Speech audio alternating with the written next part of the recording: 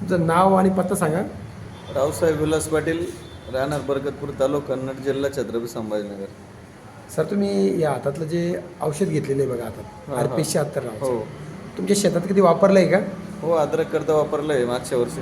मागच्या वर्षीच वापरलं आहे की हो. नाही? तर कसा अनुभव आला बरं तुम्हाला या अद्रकचा साठी?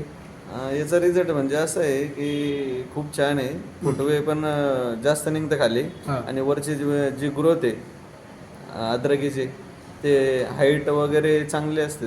हे तुम्ही हिरवेपणा आणि ते जमिनीतून सोडलं होतं का स्प्रे घेतला होता? दोन्ही पण केलंय. स्प्रे पण दोन्ही? घेतला आणि ड्रिप वाटी पण ड्रीप वाटी सोडलेलं पण आहे. सोडलं होतं. हो सर तुमच्या परिसरामध्ये अद्रकचे बरेच शेतकरी आहे. हो, भरपूर शेतकरी आहे. तर त्यांच्या अद्रकमध्ये आणि तुमच्या अद्रकमधला याचा जो वापर केल्यानंतर काही फरक दिसला का तुम्हाला? चांगला फरक आहे. फुटव्याचा पण फरक आहे आणि क्वालिटीचा पण फरक आहे आणि जी वाढण्याची क्षमता आहे ते पण खूप फरक आहे. बरं ॲव्हरेजमध्ये काही फरक पडला होता का? ॲव्हरेजमध्ये आहे ना फरक.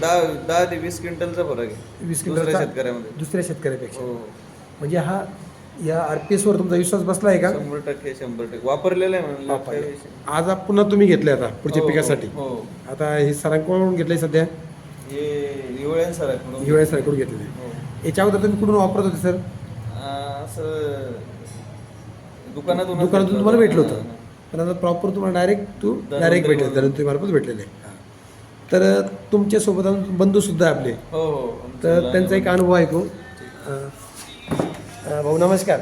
नमस्कार. आताच भाऊ आणि तुम्ही सोबत आलेले आहे ना संभाजीनगरला. हो तर यांनी जे वापरले RPS, तुम्ही अनुभव घेतलाय का त्यांचा? हो तुमच्याकडे शेती पण आहे, तुम्ही वापरले की तिथे? हो वापरतो. तुम्ही सुद्धा वापरले.